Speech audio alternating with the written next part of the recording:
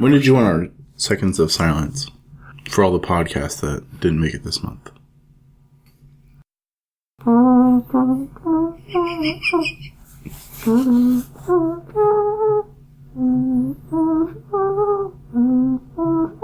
You know what we said about not wasting time?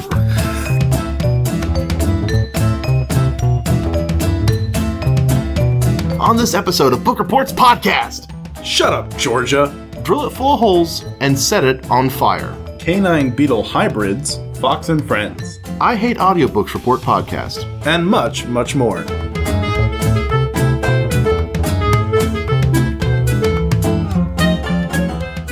Here comes Book Report's podcast, stepping on the Easter grass. Hippity-hoppity literacy's on its way. Hoping for baskets of candy. Instead, we're going to Tripoli. Hippity-hoppity literacy's on its way. We're giving every single and spouse baskets full of PG Wodehouse. Hippity-hoppity literacy's on its way. Please rate and review us, please do not delay. Hippity-hoppity Easter's on its way. Happy Easter, everybody. Not April Fools, I actually mean it. Ha ha ha ha ha. I'm Bryce Diener. I'm Sam Tyler. And this Easter, we are bringing you baskets full of literacy. It's Book Report's podcast, the podcast that can't make reading fun, but we will make fun of what we're reading. We haven't had a tag for a while, so I thought I'd make a new one. That's a good one. Thank you. Now, as we have no guests today, we will introduce absolutely nobody else. As an Easter treat, Sam, I was wondering, over the years you and I have gotten each other books. Was there ever a book that I got you that you actually read and enjoyed? No, you have no idea what I like as a human being. I'd say probably my favorite book that you've gotten me. A while ago, you got me a terrific book about all the meanings behind the Beatles songs, which is pretty fun. If you ever listened to a Beatles song and ever asked yourself, what the heck is John Lennon talking about here?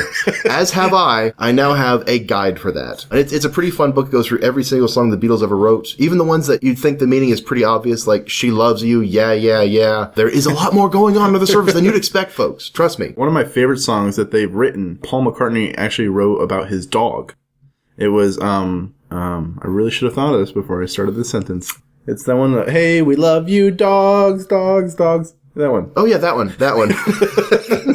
Hey, dogs, we do love you. Why don't we pet you in the road? She came in through the veterinarian window in a Rottweiler's garden. Rocky kills raccoons. Old Yeller submarine. That's a good one. How could I neuter another when I saw her standing there? Oh, it's, I remember. It's, Martha, My Dear. Martha, My Dear? His dog's name was Martha, I believe. Really? Yeah. She's waiting at home for him, and she's so excited when he gets home. And you'd think it'd be about a woman that he's in love with, but it's just his dog that's so happy to see him. Now, in turn, Bryce, I have not given you that many gifts, because I'm a horrible friend, but I have given you some. So among the few paltry gifts I have given you that are books... One of the few books that you've stolen and then given to me so that I had the evidence. There was one unofficial guide to The Simpsons. And so you got me that actually during the time that I had just gotten into The Simpsons, which was actually rather late versus what most people get into The Simpsons is in their childhood. I got to it in my early 20s. I was able to really enjoy the book and enjoy the background. It actually gave you how they got into The Simpsons, how most of them actually had to leave The Simpsons because there was just a coup at some point that a lot of these producers... Which is why it's unofficial, I suppose. Yeah. They definitely talk about how in The Simpsons the first 5 seasons are their best and then they slowly progress downhill. And when I was getting to The Simpsons... And if you do the math, they're downhill very, very far right now, apparently. They're in the late 20s in terms of seasons. It actually came out the year that we were born. So if you imagine, there's one season for every year that we've been alive. That's interesting. Yeah, that's a good way to remember.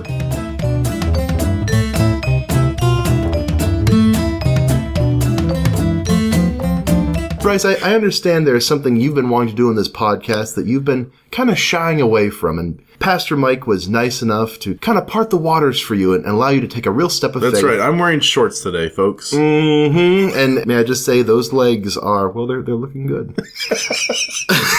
Sorry. Start again with Mike. Pastor Mike parred the waters for you, and he has taken the brave step of admitting that he'd listened to an audiobook for this podcast. Yes. I understand you have had the audacity to do the same, Bryce Diener.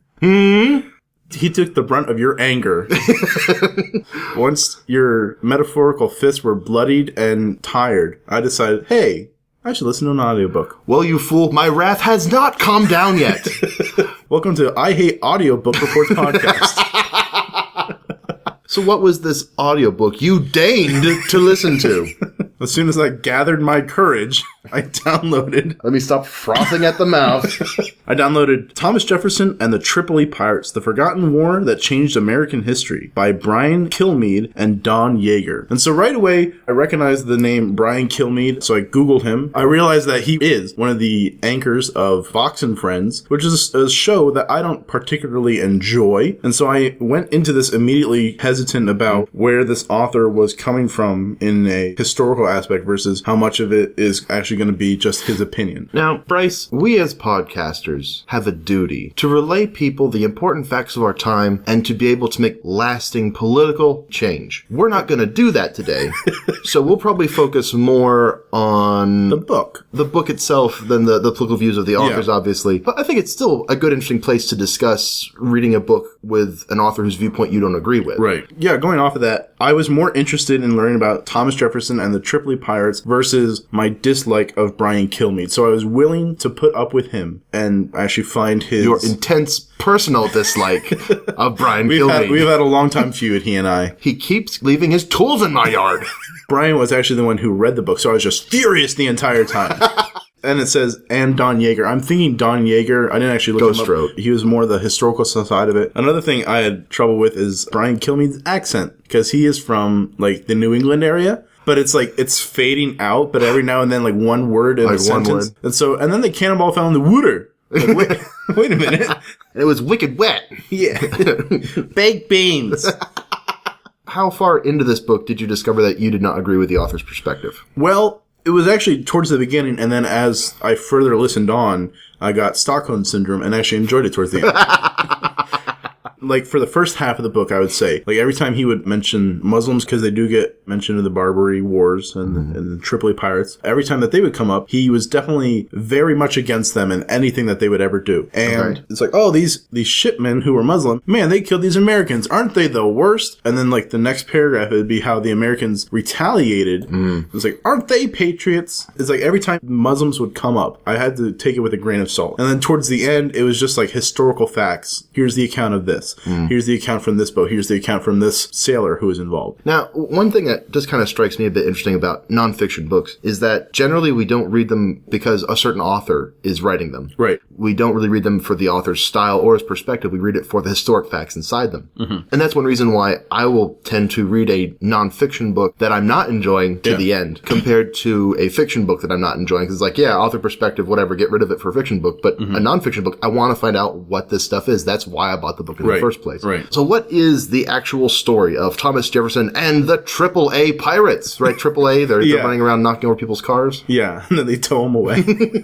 Thomas Jefferson and the Tripoli Pirates. So, just to give you some perspective about what time this takes place, because if you aren't a Marine who knows this back history, you may not know that this is where the Tripoli in their song, in like the second line, gets mentioned. You know, the halls of Montezuma and the shores of Tripoli. And so this is the Tripoli that gets mentioned as these Tripoli pirates. It wasn't just like, hey, Thomas Jefferson went and shot up a bunch of pirates off a boat. You pirates, get off my yacht! I'm Thomas Jefferson, father of the Declaration of Independence. And I'll be darned if you come after my declaration. So at this point, the War of 1812 has not happened yet. That's still about maybe a decade and a half away. This is called the Barbary War. It takes place off of North Africa. And what has been happening over time is that these Tripolian pirates off the Barbary coast have been sailing over and attacking American ships as they have been trading with British and French and poaching elephants, hence the name Barbary War. Thank you. Gonna cut that one out. At this point, Thomas Jefferson is the president. One of the things that sparked this interest in these pirates for Thomas Jefferson was there were two ships, one called the Maria and the other called the Dolphin. And they were both attacked by Tripoli pirates, and the shipmen were now prisoners of war. And what's interesting is that it takes you to the very end of the book. You've completely forgot about them because there's so many things happening. And then the shipmen for the Maria and the Dolphin were finally freed. It's like at the very end of it, it's like, oh, I forgot about these guys.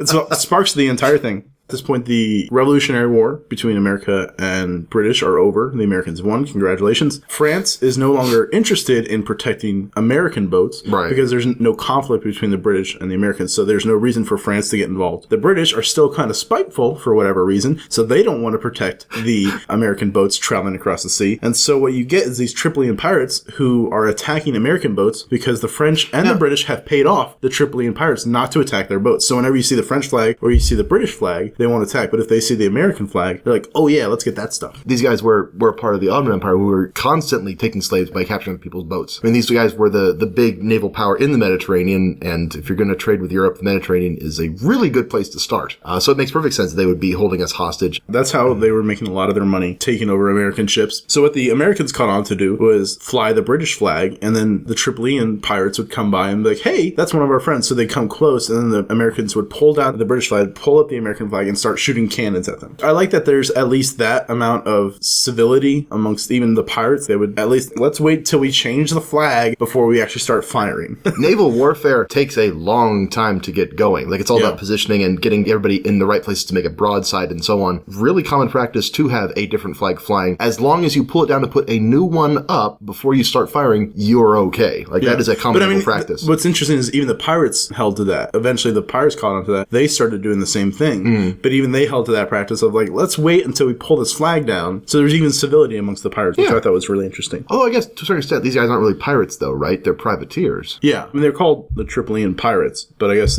Well, it's because they're not American, Bryce. They are privateers, like, about the same amount of legality as the Americans who are doing it, too. And so this got Thomas Jefferson really riled up. They were creating these ships, which are... They were building up America's Navy instead of paying off protection money. Exactly. Was it, in fact, cheaper for them to build up a navy, or was it cheaper for them to... They said that if they were to pay off the pirates just for 1 year, it would be the equivalent of 1/8 of the current U.S. Treasury budget. And so you're essentially giving 1/8 of the entire United States budget to these pirates just to leave you alone for 1 year. The budget was pretty small back then. Yeah, it was $8. That's all they had to give them. Here's $1. Please don't abduct our sailors. And so George Washington's lemonade stand was not doing well that year, so the budget had to be cut. Yeah. And so this whole thing culminates into Thomas Jefferson's like, all right, we're finally going to go on the offensive. We're going to attack Tripoli, which is this coastal city in the Barbary nation. And they are bombarding Tripoli with all their cannon. There is an Arab Shah that has come alongside them and has started to advance on land because he is like the brother of the man in charge of Tripoli. And so they've promised him, if we take over Tripoli, you can have Tripoli. We just want to get rid of all these pirates. We're going to need somebody local to run it for us. You have anybody in mind? We have our ships bombarding them. We come alongside this Arab Shah to encourage him. You have these soldiers in like these blue suits who are just like these fearless guys who are willing to go into the fight regardless of being outnumbered. And these are the Marines. And so this is one of their first fights that the Marines are very famous for. At this point in time, I think it's important to know, if you had a Navy, you had Marines. These are the guys who were aboard the ships, who were not sailors, but were the dedicated soldiers who were doing the actual fighting. If you got into a naval fight, they would shoot across from boat to boat. They would do the boarding actions. Most naval ships of war had a complement of Marines aboard them. And America didn't do that much ship-based fighting up until this point in time. So this is the first time the Marines really got a chance to do something cool and shine. So they're coming up to Tripoli. I think they had to cross like 500 miles of desert to get to that point. The Marines did? Yes. Interesting. And so they were attacking Tripoli. They gave the numbers of Tripolian ships versus our ships. It was 19 of their ships to our 6. Oh. Yeah. So we were vastly outnumbered. There was a ship called the Intrepid who was getting to the end of its service time. And instead of retiring on a pleasant plantation, instead of going down to Florida with all the other ships, it decides to go out in a blaze of glory. They packed it full of gunpowder, put a very long fuse on it of like about... A very long fuse? Sorry, I'm just imagining... No, time fuse. Right, right. Unspool it faster. It's getting away. The wind is caught up. Oh no, it hit the water. It's out. No, it's Someone climb aboard and light it again. Here's my Bic lighter. They light this about 11-minute fuse. And the guy who's in charge of this, he said, anyone who comes with me, this is essentially a suicide mission. Because if we can't make it off this boat, we're going to explode with it. Regardless of what happens to us, this boat will explode and we're going to do the most damage we can to the Tripolian shore. They have it offshore. They're trying to sail it into the Tripolian harbor. What ends up happening is that there is a ship 6 miles miles offshore called the USS Constitution, who was recording... Oh, a Tripolian boat, huh? Yeah. There was the USS Constitution offshore, who's the closest boat to them. Around midnight or so, they just see like the whole city light up, and it's from this ship exploding. It turns out, though, that the men failed. This ship ran aground just outside of the harbor, and so it got stuck, and it just made a nice big fireworks show. So that actually failed. There was one boat called the USS Philadelphia, also an American ship. The Tripolian pirates actually commandeered this ship. They kept the sailors as prisoners, and they turned it into a Tripolian pirate ship. Mm-hmm. And so what the Americans did was another suicide mission, I believe it was Stephen Decatur, I think it was, said, I'm willing to go in there, drill a bunch of holes in the hull of it, and then set it on fire. And of course, he said that about everything. Really, sure, Steve. Really love that. Yeah. Hey, dinner's ready. Okay, I'm gonna drill holes in it and set it on fire. And that's how we got en flambe. Thank you, Stephen Decatur. Dad, here's my science fair project. I'm gonna drill it full of holes, set it on fire. So he actually succeeds in setting the Philadelphia on fire because they figured we're not going to get this ship out of port. We might as well just set it on fire and destroy it so that they can't use it either. A lot of the artwork, like if you look up the Barbary Wars, you're going to see a ship on fire. Very daring. So that was probably the only successful thing to happen in the Tripolian War, because what ends up happening is they actually do manage to take over the city, and this attack plan that took about 3 years to plan, they were actually able to take over the city in 2.5 hours, which is an incredibly fast amount of time. However, the people who were coming off the naval boats were not in good communication with those who were attacking from land. And so when they created peace terms with the Tripolian president, whoever you want to call him, maybe he's another Shaw. Commissar. Yeah. The czar of Tripoli. Mr. Otto Mann. They were able to get all these prisoners free from the Maria and Dolphin. Hey, remember those guys? Hey. You do now.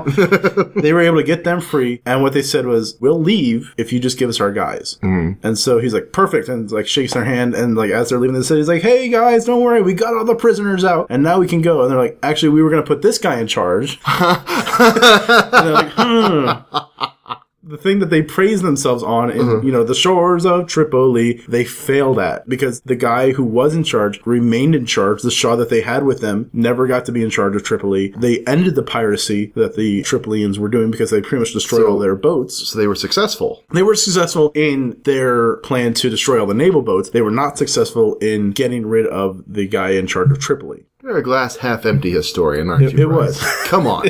Come on. They were successful. And I would like to mention the USS Constitution. That is still a boat that is in service today. And I believe it's in Boston Harbor. You can actually still visit today. And it's still commissioned by the U.S. Navy. And it's the oldest boat still technically in service. Well, very neat. Which is very neat. Getting back to where we started this discussion with whether or not you agree with the author's perspective, was there anything in this book that you really, really disagreed with? The whole idea of patriotism came to mind for me, because if you figure patriotism is not a solo idea for Americans, we are not the only people who can be patriotic. Oh, you see, patriotism is your love of America. And so it bothered me that he criminalized the enemy and saying that they're being patriotic and trying to defend their country. And then and conscripting sailors to continue their navy, I suppose. Yeah. And so when we did the exact same thing, it's patriotism. When they do it, it's terrorism. Sure. And so I think when we paint someone, and it's not just the Barbaries, but when we paint anyone as an enemy and then we paint ourselves for doing the exact same thing as patriots, there's something wrong in our thinking. I will say it was 4 hours and 50 minutes to listen to, so if you have like a nice afternoon, you can get through the book. How does that translate in page count? Do you know how long the pages are for the book? Yeah, I'm not sure. Mm-hmm. I'd be curious to hear how many pages that translates into. Would Amazon have that, do you think, that information? Mm-hmm. Okay, so the length of the book was 251 pages, 4 hours, 50 minutes. About 50 pages an hour. Yeah, 50 pages an hour. That's really interesting. Do you, in fact, want to read more from these people? I think I'd rather read more about Don Yaeger, and just to see if he actually is the historical side of this, versus Brian Kilmeade, who I think is just the name that kind of gets thrown on the book. Was there anything you didn't like about my book? Yeah. Honestly, man, listening to you talk about the book, I know you're sleepy, but it also kind of was like, well, where's the overarching, like, what's this book about? Like, is it just the battle for Tripoli? I mean, I wasn't expecting I was asking that as a joke, but I mean, it's actually a good point. It's labeled The Forgotten War That Changed America. Yeah. And I mean, you really don't hear about this war. They don't teach it in school. They just hop right from the Revolutionary War to the War of 1812. And this was critical at the point because we haven't really seen pirates until Captain Phillips, which was during the Obama administration.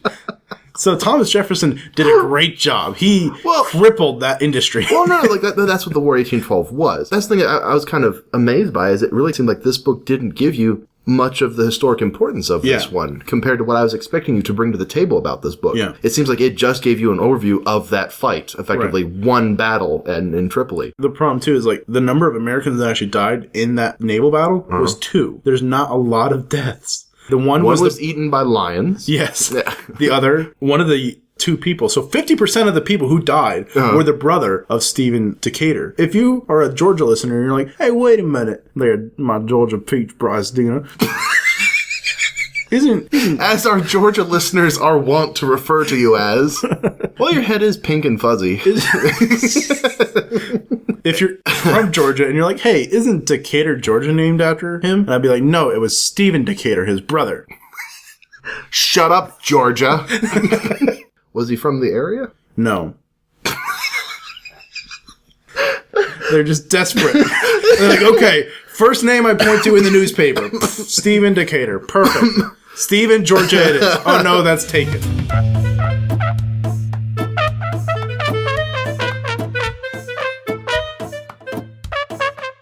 This month, I'm bringing to the podcast a series Positive attitude.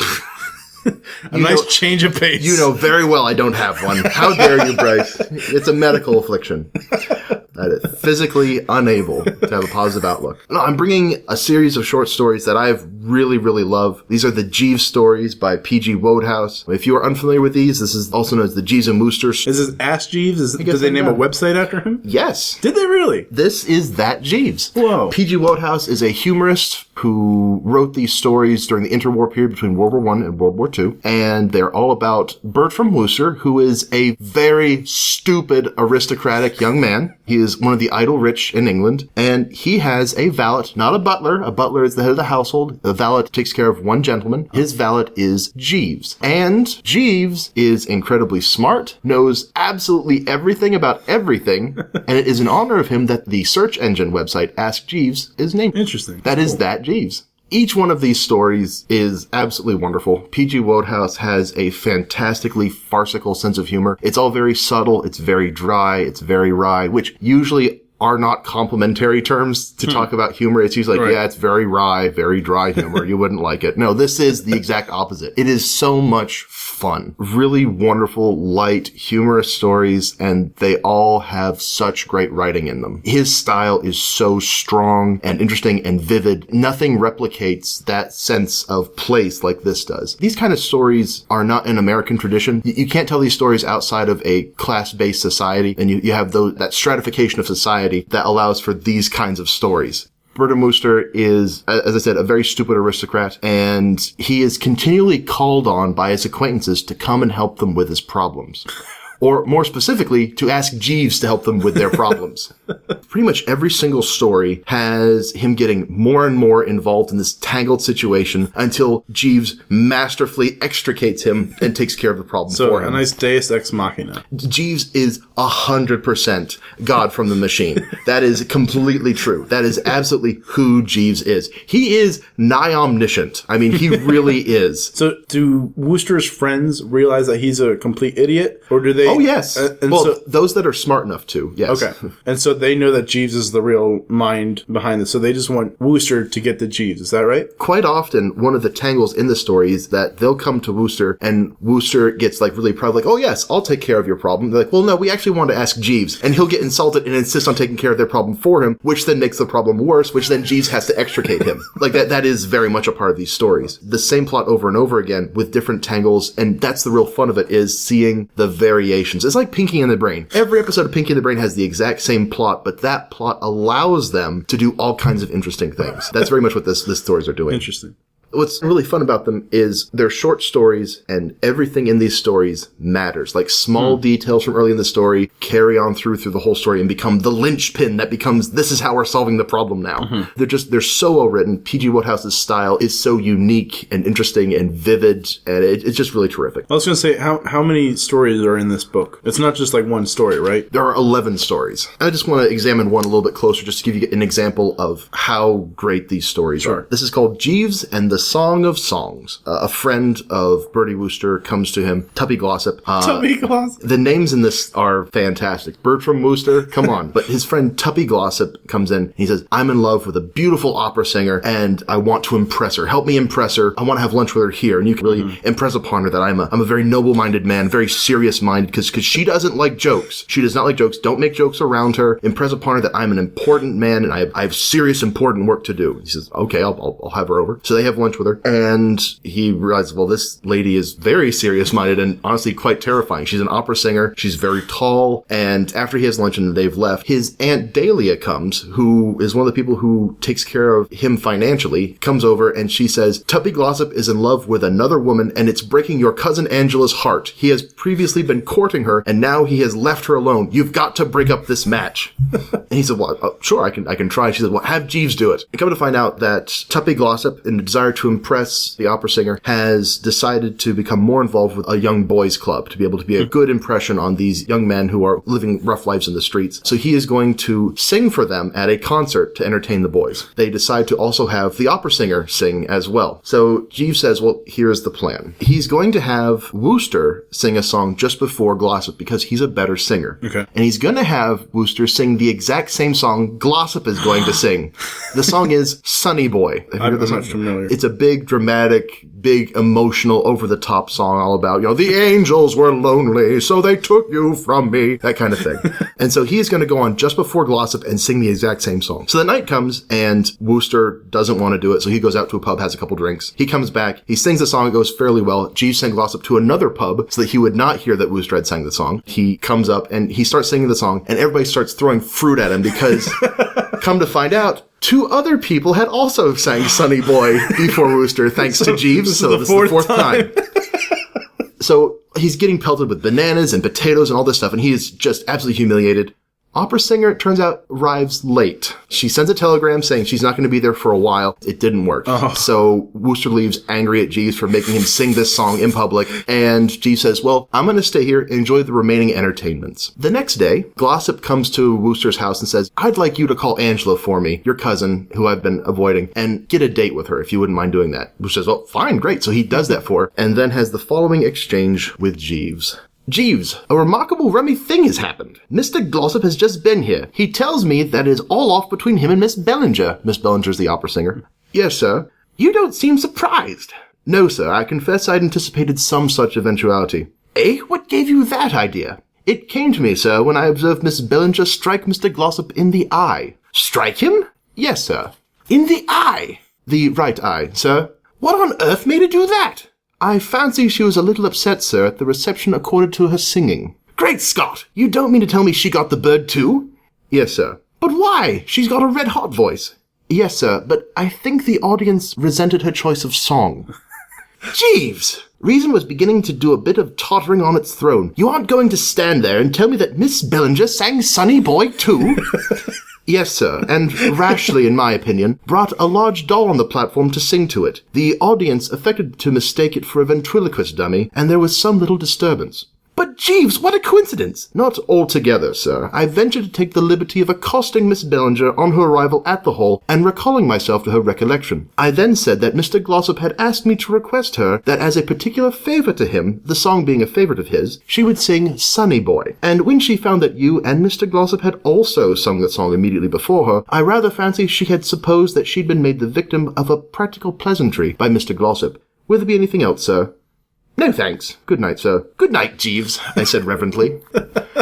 And that's the fun. Like, everything in the story matters. Everything comes together at the end, and Jeeves is just beautiful. Like, the dialogue is wonderful. The difference between the characters is wonderful. The style is just so strong. They're a lot of fun. They're fun to read, too. Every word on that page just gives you this strong sense of the time and place of each story. Is this the only book? There are 14 Jeeves and Wooster books, some novels and some short story collections. P.G. Wodehouse was quite a prolific author. Wow, there's like 30 books on that list. He wrote tons and tons and tons and tons and tons of books. He wrote musicals. He wrote movies. plays. He wrote all kinds of stuff. He's a very prolific author, and he's fantastic. He really is. Wodehouse is just one of those people that has such a way of evoking such a specific genre. Like, nobody writes Wodehouse stories but Wodehouse. He has such a specific style that is much imitated but never improved on. Like, would you suggest that book to maybe someone who, like, what kind of reader? Oh, you're reading this, Bryce.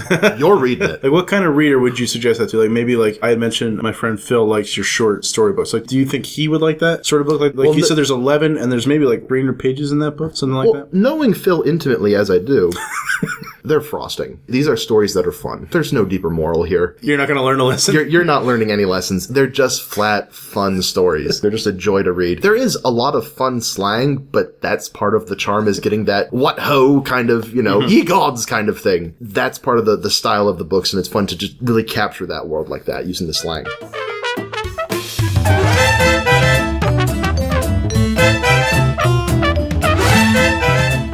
I think that'll do it for Book Reports Podcast. I want to thank our guest, Sam, for showing up. Thank you, Sam. Bryce, thanks so much for having me on the show. I just want to tell you, I love your co-host a lot more than you. His segments are great, and he's wonderful, and I just think you should be aware of that. Thanks so much for having me on the show.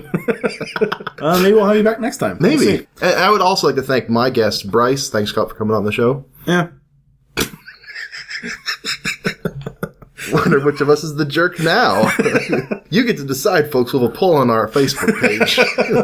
Now, before we get to all of our websites that we're a part of, I want to stop by iTunes, because a couple of people have said some very nice things about us. Let's go stop by our nice neighbor, Mr. iTunes. So, J. Wolfington III, he's fancy. Oh, he is fancy. Says, I always love listening to episodes, and when a new episode comes out, it's such a happy day. Well, happy day, J. Wolfington. Yes, happy day to you, sir. These guys have such a fun sense of humor, and the books sound amazing. As someone who's not usually a big reader, this has inspired me to open up a book more. Thanks, Jay. And the other one is from BMess25. Good place to get some good book ideas. If you like to read or like comedy, listen to Sam and Bryce. See, folks, these two are doing it right. That's much right. Like Gamera, they are a friend to children everywhere. They're captain of industries. Women love them. Men respect them. And frankly, I think we can all agree, these are the people who are going to be the movers and shakers in tomorrow's society. So be like them, folks. Be like them and rate and review us on iTunes. It costs you nothing except for a few moments typing. You too can become an idol to millions. G.I. Joe. The more you know. And I will say... Remember, reviewing is half the battle. Listening is a large part of it, though. It's the other half. Yeah. I will say, over on SoundCloud, guess who liked our episodes recently? Rockosaurus Rex is back. Rockosaurus Rex! I don't know who that is. You are never going extinct, my friend. I never want to meet them, because I feel like you can't meet your heroes. And your arms are an adequate size. But Rockosaurus Rex, it just makes me smile seeing the name. I hear that Rockosaurus Rex can review podcasts equal to his body weight in a day.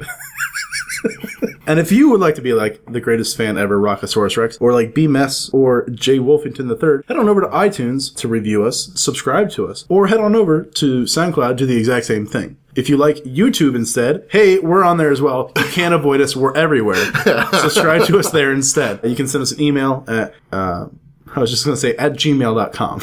Email at gmail.com is a great email address. It's got to be taken by now, though. It will be after this episode. That is so great. Send them an email. Yeah, tell them how much you love our Book Reports episodes. Please send an email to email@gmail.com just to see if it works. Yeah. See if that's taken. And then head on over to bookreportspodcast@gmail.com. Let us know what you think. Or send us threatening letters. Whatever you want to do. We haven't had a good threatening letter in a while. I've been sleeping great. I could really use the help.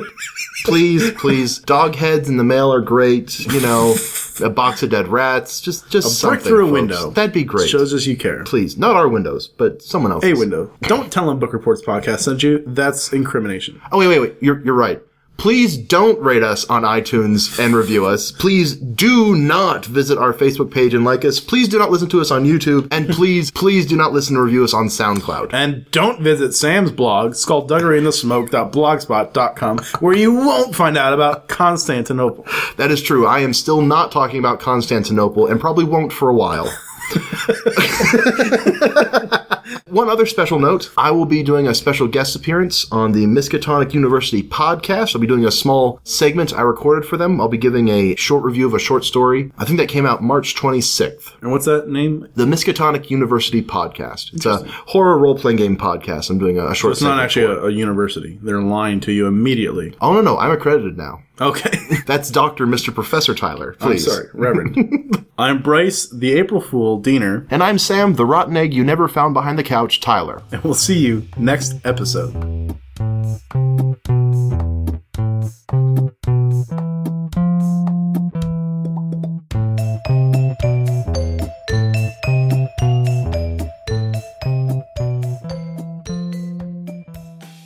You hear Stephen Hawking dying? Did he? Mm-hmm. Oh, what happened? Like, was it just eventually just kind of... He was getting out of his wheelchair, just walking home, and hit by a bus. He was walking home. I was thinking to myself, a car accident, maybe. It's like, you picked the meanest possible way of saying it. That's incredible, Bryce. He was eaten by wolves. His wheelchair couldn't get away. He was on safari in Africa, and a rhino ran him over. He was drilling holes in the boat and set it on fire. My goodness. And that's the ending.